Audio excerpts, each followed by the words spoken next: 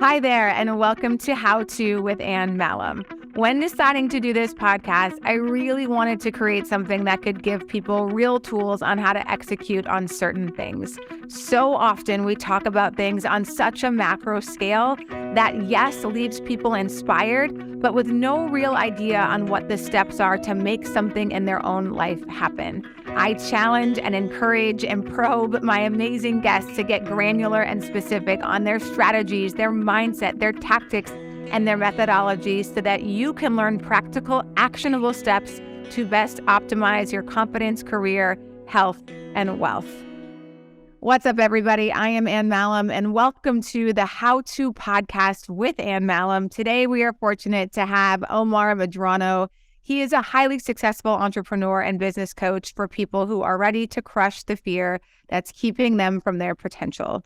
Medrano became a serial franchise owner over the past 2 decades, and after putting in the time, he's become what fans call him, the vacation CEO, known as the expert in outsourcing and taking your time back. Medrano has become an example and a mentor to many, and you guys are all going to get to listen to him for free today, which is amazing. And I'm just going to dive in completely with the vacation CEO, but I want you guys to know what this How To podcast is. What you're going to get out of it today is Omar is going to teach us how to get comfortable failing to break out of our shell.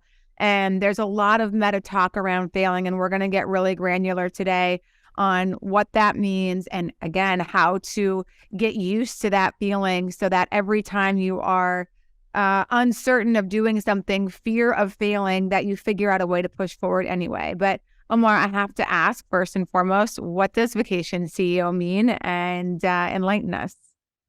The vacation CEO, that was a moniker given to me by my first publicist, and she was social media stalking me. And what people always, especially when it comes to Instagram, social media, everybody is internet famous. Everybody that's done any type of work, it's an overnight success. And unfortunately, there's no microwave to success. They didn't see me as an entrepreneur, me and my ex-wife, my ex-business partner, the A to the X. They saw the Y and the Z, and they saw going on vacation with my family on these Mediterranean cruises, going to Hawaii, and they kept on saying, "Oh, you're the vacation. You're so lucky. You're always on vacation. It must be lucky." You know, it was never, "Oh my gosh, you put in so much time, so much effort. Congratulations." Because, you know, to everybody's an overnight success, or it's all luck. And unfortunately, it was a lot of hard work, and it was just a nickname given to me. Do you think people push that because they're hoping that that's true in some weird way, because that means that I can do it too, and it can be quick, and I'm not going to have to put in a decade of my life to try to get to that point where I can go on vacation all the time too? I think it's wishful thinking that people project that. It's completely wishful thinking. People go in being an entrepreneur for all the wrong reasons. They're going to be, "Oh my gosh, I'm going to have so much time. I'm going to have Fridays off. Friday is going to be my golf day. I'm going to have the weekends off. I'm going to only work a couple hours a week." And it's the furthest thing from the truth. To be an entrepreneur means, oh my gosh, you're going to have to work on your birthday. There's no Martin Luther King Day. There's no 3-day holidays. There's no 4 days. Yes, you can work your way up, but anything amazing in life requires effort on a consistent basis, requires time in. God and the universe isn't going to give you everything you want. You're going to have to put in sweat equity. You're going to have to give up something, usually time, money, energy, and effort, to get from point A to point B. If it was just easy, if you just woke up and said, "I'm famous, I'm rich," we'd all be driving Lambos. Well, and the problem is a lot of the media and social media accounts highlight people like that. They highlight the YouTube star that, you know, is making millions of dollars over this. And it's just like, that is such the anomaly. And then people think, you know, the number one thing that kids want to be when you ask them is they want to be a social media star, because they see, well, that looks fun and easy, and I can do it from anywhere, and you get all this attention. But yeah, I mean, listen, I've been an entrepreneur for the last 15 years, and for the last 9+ years have been in the for-profit space, you know, and hopefully selling my business in the next 12 months. But I'll tell you what, my business is in a position to sell because I showed up every day for the last 9+ years. And exactly your point, you know, in the middle of COVID, when people were doing nothing we were having business meetings, team meetings at 7 a.m. and 10 o'clock at night because you're the boss and the buck stops at you, and it's a massive amount of responsibility. And it takes years of showing up day in, day out to get to a point where you're creating that kind of financial freedom for yourself. Well, nobody wants to hear that. People always want to hear the story on the YouTube sensation, or the kid, oh, he only plays with toys and he reviews them and he gets millions of dollars. That's like when growing up, oh, I wanted to be the first baseman for the New York Yankees. Well, somebody is, but it's not going to be me. God only made me 5'8", slow, zero athletic ability. That's why I got a degree or 2 degrees in journalism. Yes, there's plenty of lottery winners. There's also plenty of Instagram famous models and YouTube sensation, but that's not the reality. More than likely, what you're going to have to do, be sensible, be realistic with your goals. I can't say, okay, I wrote 2 books. Why am I not a Nobel Peace Prize winner? Why am I not? Focus on what you can do today in order to have like this amazing tomorrow. But everybody just wants to wake up. I hear all the time too, all these kids, because my daughters are teenagers, 15 and 17, but they've been in the world of both entrepreneurial spirit. They know business development and personal development, and they've never said, hey, I just want to have 20 million followers. I just want to be a Kardashian. Well, sorry, honey. Mom and dad, his last name's Medrano, not Kardashian. Right. Kardashian. Yeah. Yeah. It'll be really interesting to sort of see, the generation coming, in people who are teenagers and early 20s, and what sort of happens, because you're sort of seeing it now too. I see it as employing people. People are in jobs for 6 months and they then want to, be promoted. And it's like they want a massive raise every year, and it's just like, this is not, businesses can't sustain that. And it's, getting really good at something takes a whole lot more than 6 months. So, okay, before we go down a rabbit hole, tell everybody a little bit more about you and your history and your background. Then we're going to get into some failure talk. My history and background has a lot to do with failure. I was born single parent, mom and dad divorced before I was born, in Miami, before it was all bougie, before it was sexy. It was pretty rural. It was a small city. And I felt different because my parents were divorced. I was an only child. They had me in ESOL, English for speakers of another language. And I could speak English. I was just a super introvert. And I had every fear. I felt different. I felt like, who am I? If my father left me before I still haven't met him. If you want to know something bizarre, he follows my Facebook, my business account, and he gives me plenty of loves and plenty of cyber hugs, but I've never literally gotten a hug from him. And this goes around. Even my junior high principal, he told me it'd be a cold day in hell the day I graduated college. And he was right. It snowed in Louisiana for the first time in like over 30 years. So tell people about what's your business? Tell about your entrepreneurial journey. My entrepreneurial journey, I'd never wanted to be an entrepreneur. I sucked at sports, but I wanted to be into sports. So I got 2 degrees in journalism, a bachelor's, master's in communication. And it's very competitive. I never even got a job in sports. It was kids clubs. It was AM talk, conservative radio. My last job in communication, I was a producer of the Jimmy Swaggart Show. I guess the modern day televangelist, before the Joel Osteen, it was Jimmy Swaggart. And after that, I still didn't become an entrepreneur. I became a financial advisor. So the guy that was fearful, because I had this fear of hearing no, fear of failure. I couldn't even ask out a girl growing up in high school because, oh my gosh, the whole world would find out. The Miami Herald would find out. My whole high school, my whole community would find out. Fear of failure, I became a #1 salesperson. Yeah. So that fear of failure, again, and we don't have it as kids, right? Like when you're young enough and you don't kind of know what's going on yet, like it doesn't set in. And it's when we feel, and I'll give you my first real example of what I felt was failure and embarrassment and rejection. I was 12 years old and I was at a dance and I saw a cute boy, and my friend went and told him I thought he was cute. And he told her that he thought I was fat. And it was just like, I remember that moment till now. This kid I never even met, some stranger, rejecting my affection simply based off of how I look. And you're like, wow, that didn't feel very good at all. And so once you have a couple of those experiences, you'll do anything to avoid them. However, success is impossible, right, without hearing no's. And so I tell people that just like our physical muscles, our emotions also need working out.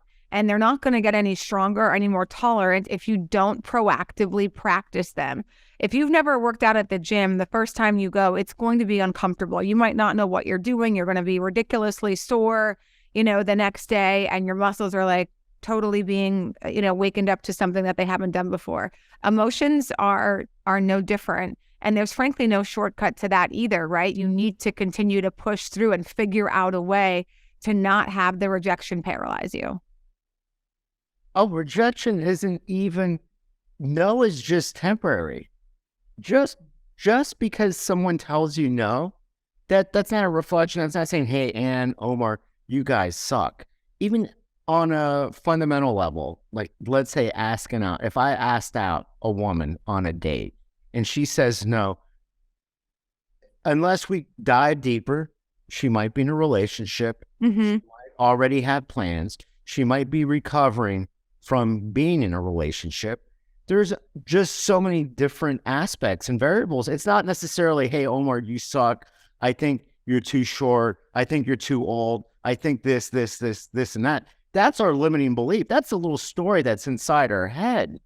Clearly, there's other things. Maybe God in the universe was saying, hey, you know what? You're way above my level. I'm used to Chili's and you're Nobu. You're STK Steakhouse. You deserve something even better. Yeah. So your methodology says, or your viewpoints are that 90% of entrepreneurs fail before they even start. And of the other 10%, most buckle under their own self-doubt. So talk to people how you help build people when you meet them. Maybe their confidence is a 6 out of 10, or again, they have these limiting beliefs. What are the exercises, the methodology, the practices that you help people engage with to move that 6 to a 9 and help people think about themselves differently, to have both the courage, the mindset, and the confidence to do what needs to get done in order to be successful? Well, with me, I'm great at both personal development, the woo-woo, and the business development. And the first thing I wanted to tell people is I'm 100% business. I'm not Tony Robbins.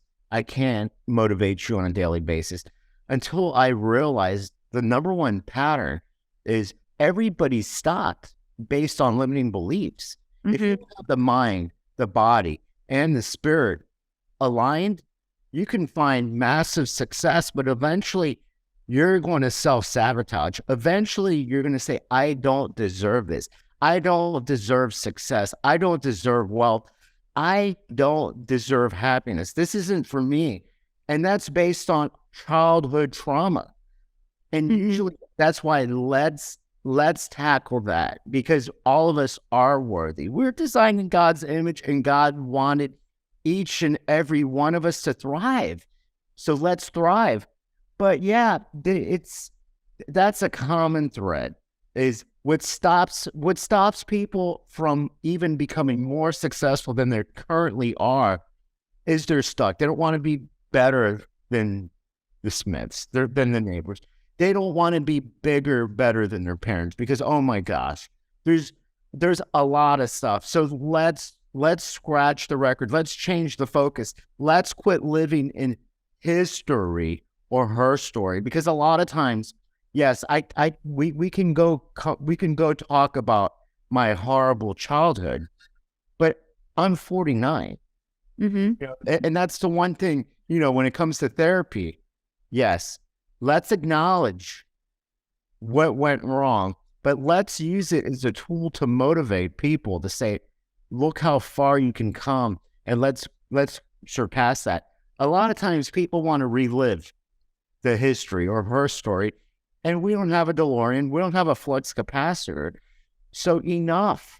And when you do go see the therapist, that you pay for an hour, but they're only giving you 50 minutes. You know, they want to discuss the same thing over and over. Okay, that Right. happened 30 years ago, but let's discuss it. Let's discuss it over and over and over, and let's get back into that horrible state of feeling like crap, feeling what you felt at that moment, instead of just releasing it, acknowledging it, saying that person or whatever outcome no longer serves you. It was only there to teach you a lesson. Let's move past that.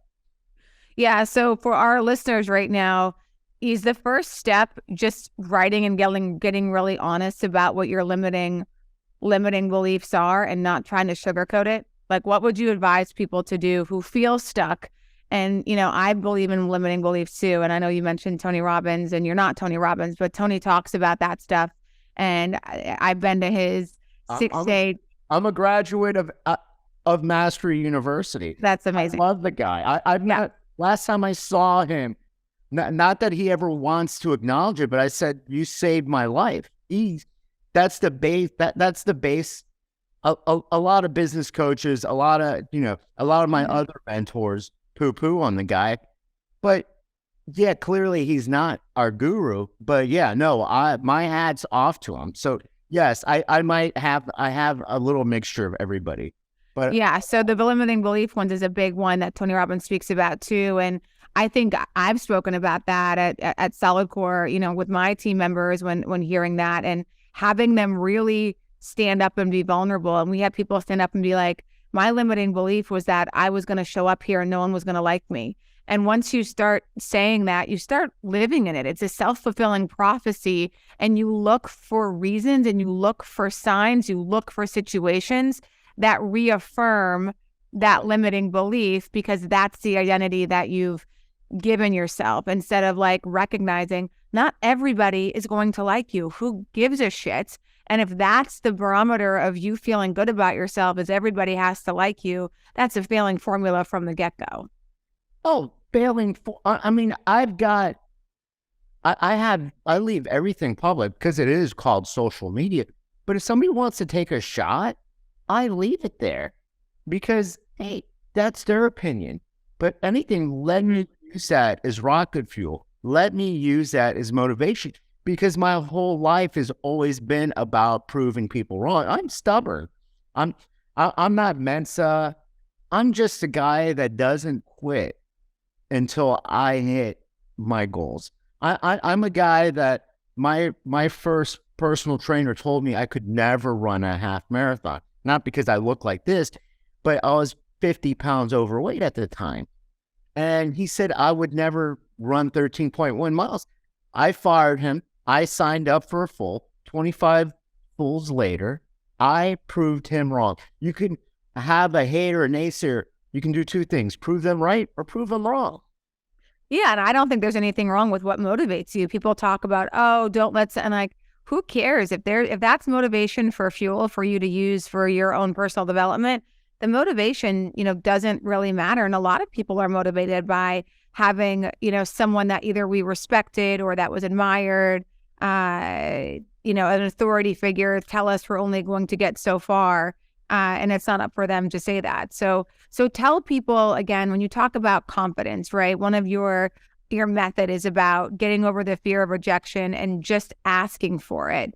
So how do people, is it just diving in deep and whatever it is you want? Again, just try it. You need to because you have to build your stamina for no. It's the only way you get, again, unfazed by rejection. So if I come to you, Omar, and I'm like, hey, I want to hire you as a business coach, what are we doing first?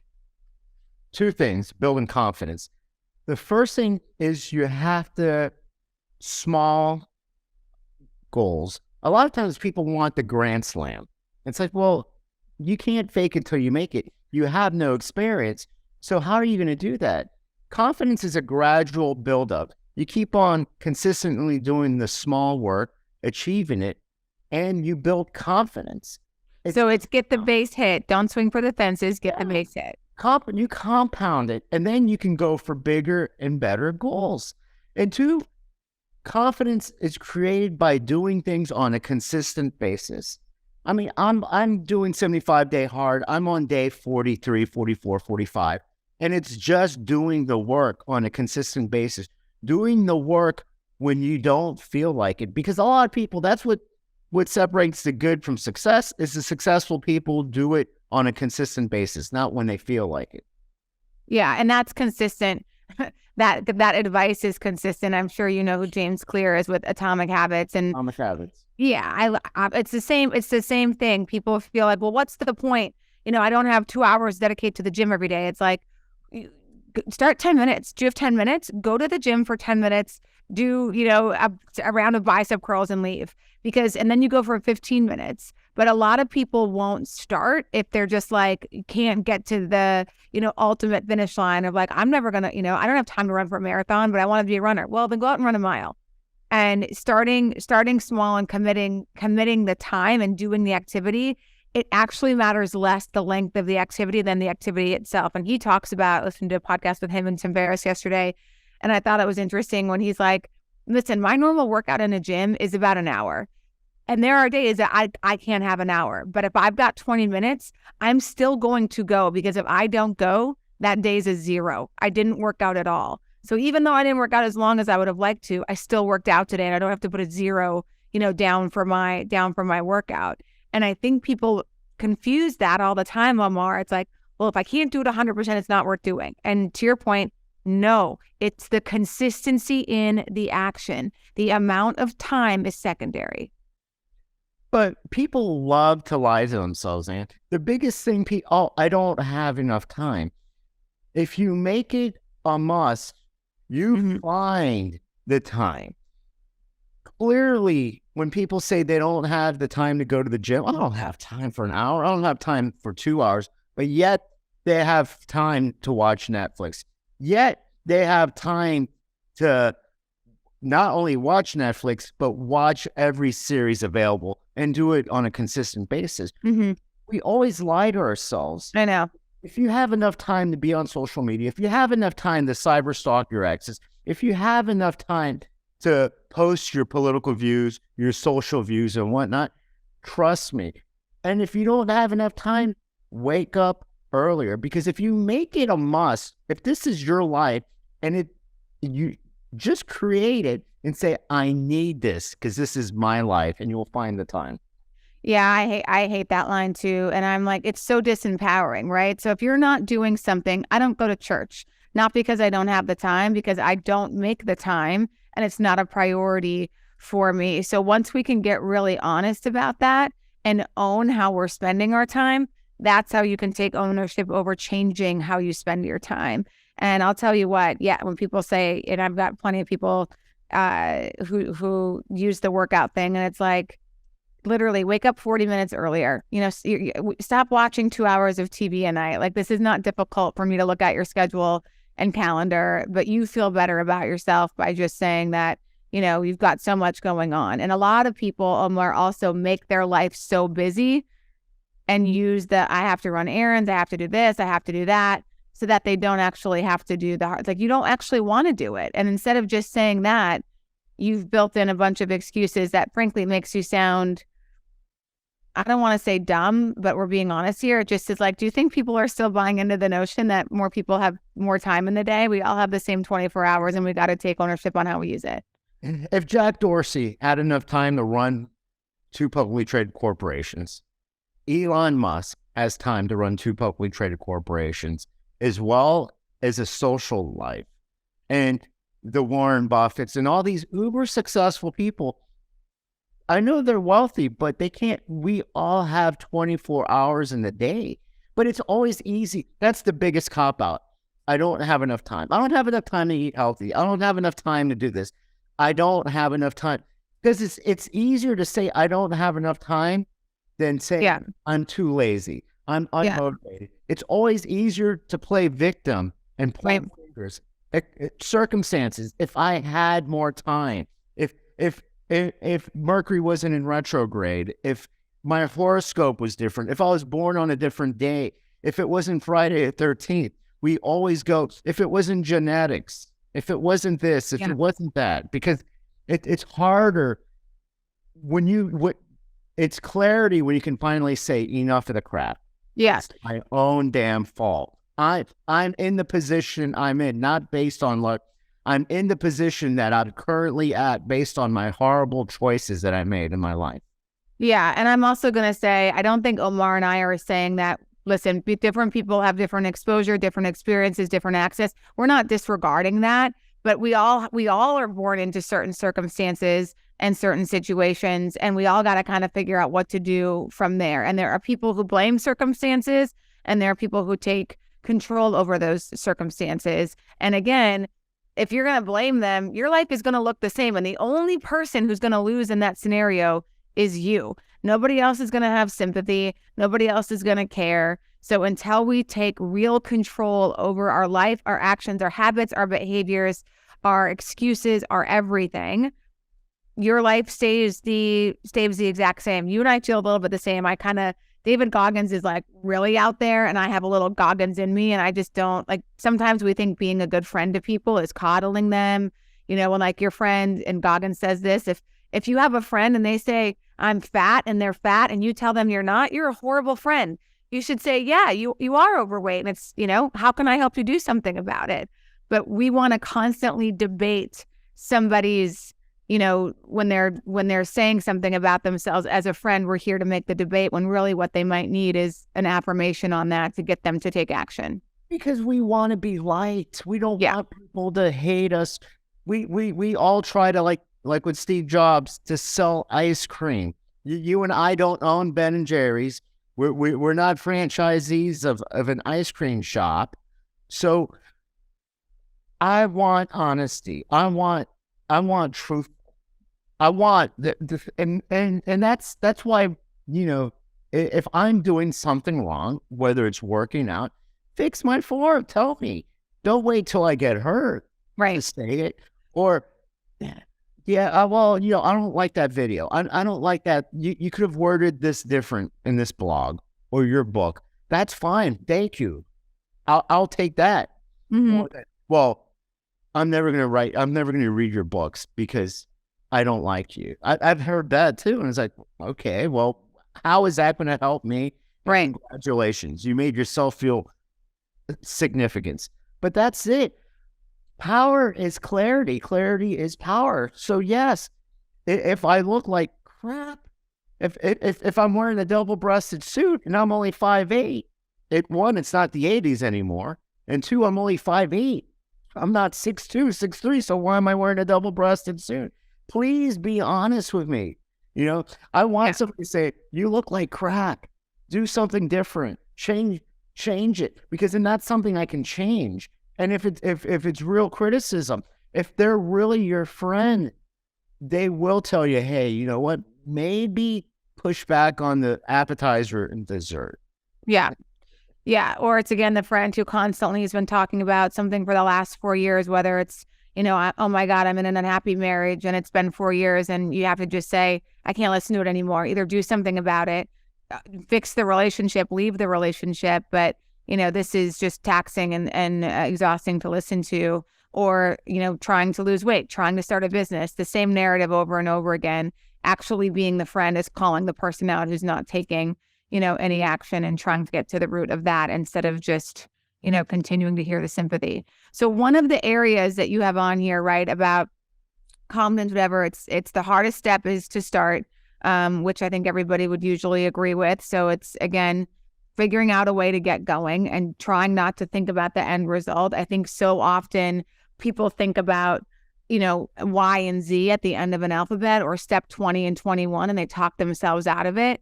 And they forget that anybody who's ever done anything, right? You've talked about all the marathons you've ran. You had a day where you had mile 1, where you ran your first mile. I've also done 11 marathons, so I get the work that takes in there. But you also ran 1 marathon at some point.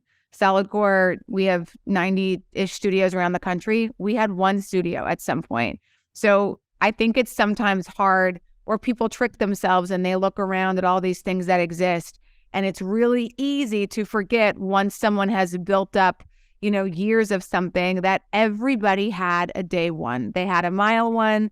They had one location. They had one day at the gym. There's no other way around it. That's where you have to start. Exactly. And here, there's no coincidence. Things don't just happen randomly. Yesterday, my youngest, she 6 months into therapy, torn ACL, blew it out, playing soccer, travel soccer, and CrossFitter, ex-CrossFitter, whole 9 yards, athletic, probably the mailman's kid, not mine. And she does her therapy at a Globo gym, publicly traded, famous place that no judgment zone, signs everywhere. You're a gym owner, so you know what, a lunk alert, this and that, signs everywhere of saying mediocrity is okay. And it's not okay. It's fine. I tip my hat off to anybody that's starting their journey. I don't care if you're 400, 500 pounds, but you started. But you can't just pigeonhole everybody and say, we're here. It's a safe environment. We want you to just have fun. We want to have pizza day. We want to have bagel day. We want candies at the check-in aisle or whatever. That's not success. Yeah. That's where we came from. That's where let's not keep score. Everybody's a winner. If that was true, we'd all be living off the intercoastal. We'd all be uber wealthy, and carbs and calories and sugar never count. But we don't live in a world where rainbows and unicorns dominate. And I was looking around. It wasn't my first time because I've done drop-ins like that, and it's like, how can you say that? I want somebody to come up to me and go, "Hey, congratulations! You'll get there." I don't want somebody to say, "Hey, just show up." That's the attitude I got from being there. Just show up. Okay, I'm here. Do I get? That's it. I'm a winner now just by showing up. That's that stupid saying, showing up is half the battle. Well, if I get a job in a corporation and just show up, I just show up to a marriage, I show up to a relationship. No, it's not just showing up. You have to put in sweat equity. You have to, and yes, starting anything is painful. Writing your first sentence is painful. Oh my gosh. How about if only my mom buys this book or my kids buy this book? It takes courage to start, but you have to go past that comfort zone. Yes, you're going to get the DOMS, the delayed onset muscle soreness. Yes, you're going to feel bad if you're a size 42 and everybody's wearing Lululemon. Yeah, it's going to feel awkward, but don't beat yourself up. All you can focus on is now, the work that you can do today. And then if God gives you tomorrow, wake up and go, what can I do today to be a better version than who I was the day before? And if you keep on doing that with a consistent basis, you can be a successful writer, a successful entrepreneur. The problem is like what you say. Yeah, they're like, oh my gosh, in 18 months, I'm going to be bankrupt. Well, if things don't change, well, are you bankrupt now? Yeah. People always in fact, instead of asking better questions, have you ever noticed everybody always focuses on worst case scenario? Of course. Should I go on a cruise and go, oh my God, how about if I fall over? How about if we hit the iceberg? How about if I get Montezuma's revenge? But that's how people live their life. If we go ask people in general that are single, what are you looking for in a relationship? They'll give you a laundry list of what I don't want bipolar. I don't want that toxic. I don't want a cheater. I don't want. And it's like, congratulations. What do you want? And then there's that pause because everybody only focuses on the negativity. Everybody always focuses on what they don't want. And if you don't have any clarity, that's when the universe, that's it, secret stuff here, the secret, that's all you'll attract because you literally have no goals. You don't write down what you want. You don't write down the life that you want. And people don't work towards it. if they do write something down, December 31st came, they bought the poster board, they put the mansion, they put the, they're going to will it into existence. They have the bikini body, stacks of money. We're January 16th, 17th, whatever today. And they're like, oh my gosh, it hasn't come to me. Well, God gave you sound mind, sound ability. You have all the tools to go, congratulations, you know what you want. But what are you going to do to get it? If it was so easy, I'd go to bed and I wouldn't have to work out because I'm a good guy. And, I'll lose every single calorie that I've ever consumed, and I'll live to be George Burns in a perfect world. Yeah. Want to know what I always find is funny about, and again, it's a great example for anything in life, because you can lose fitness as quickly as 2 weeks, right? If you don't work out for 2 weeks, and definitely 30 days, right? Your muscles start to atrophy. You start to lose endurance capabilities. And it's like, it doesn't matter if you worked out for 25 years before that. If you stop, it's not like you got banked, minutes in the gym and whatever else, and that your body's never going to change because you worked out that much. It's the continuation of the showing up every single day and making sure you're living your life and spending your time that amplifies or is in line with the life and the lifestyle and the goals that you want for yourself. So if you're always going to eat the dessert, if you're always going to have the cocktail, if you're, and it's like, but you also, want to lose weight and be healthier, those things are at odds with themselves. And again, if you were healthier last year and didn't do those things, but now you are, you don't get the benefit of doing that last year, yesterday. I earned it. And that's the mentality we all have. Well, a lot of people. Monday through Thursday, we eat clean, we work out, we earn the weekend. So, power eat, power drink, Friday, Saturday, Sunday, they get on the scale Monday and they beat themselves up. They're like, oh my gosh, I can't believe this. But I've been doing so good. And I know, because I would work out. I would do a cardio session, spinning or whatever. I would go do CrossFit later on, and I would feel like, well, I have carbs. Well, I can eat whatever I want because I work out 2-3 times a day. Well, at my age, that's not true. A lot of it has to do with, what you eat. And I started gradually putting on the weight, and then I would get upset whenever, all these Instagram or, all these weightlifting, weight loss coaches would say, you look like crap, but I can make you look great. Or do you need this? Do you need that? And I would be offended. But my results, I could have worked out 20 hours a day, but the other 4 hours I'm eating like crap. Yeah. I know. I have this 90-10 rule for myself that, and people do that. And you think about how much time is weekends, it's 40% of your year.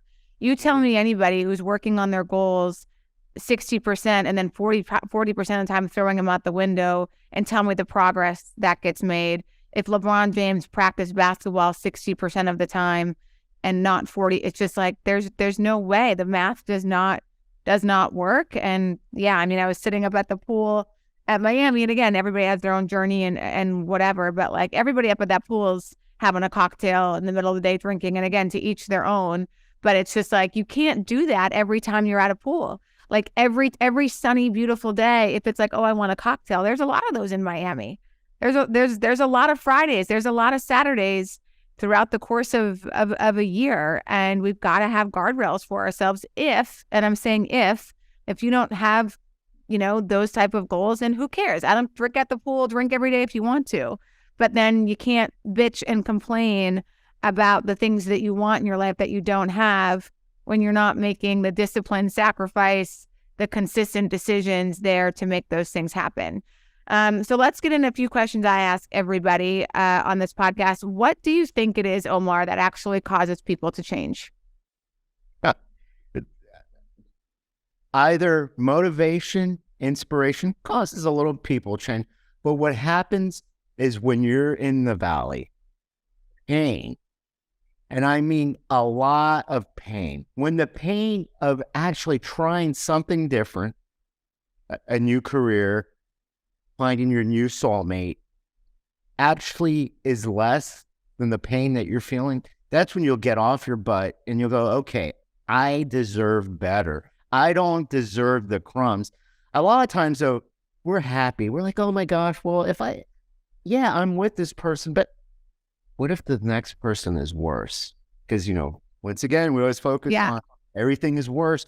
So we lie to ourselves. So when you're like, enough, I am against a wall or I'm down, I am at the floor. The only way to go is up. And that's when you'll finally find time to change. Yeah. And I've asked that question to everybody I've interviewed, and all of you, 100%, 1,000% batting average have said the same thing. It is the pain.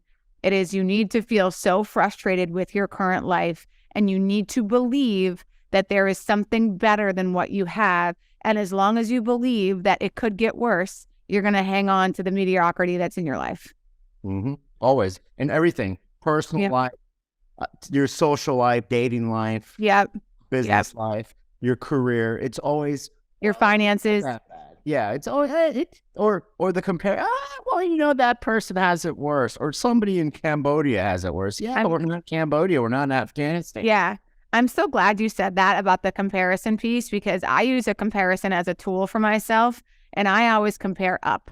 Right. I could easily compare to a lot of people, my age, whatever, and be like, I have a lot more than a lot of those people, but that's not going to motivate or help me. I do look at the Kim Kardashian for her business acumen, the wealth she's created for herself. And I'm like, how do I get to that level? What can I learn? What can I read? What can I be doing to constantly be elevating myself? Because I want to continue to play big. So as long as you're comparing to people that you think look worse than you, that you think have less than you, that are not as intelligent as you, whatever those things are, you're going to stay where you are because you've got no reason to do anything different. Compare upward.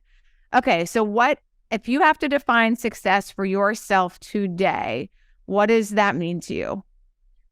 Success for me is, I tell people all the time, and it's in my book, we are writing our obituary. We are creating our legacy. To me, success, I used to only chase money. I used to believe the size of my wallet would make me happy. And that's the furthest thing from the truth. There's a couple of things that I define success.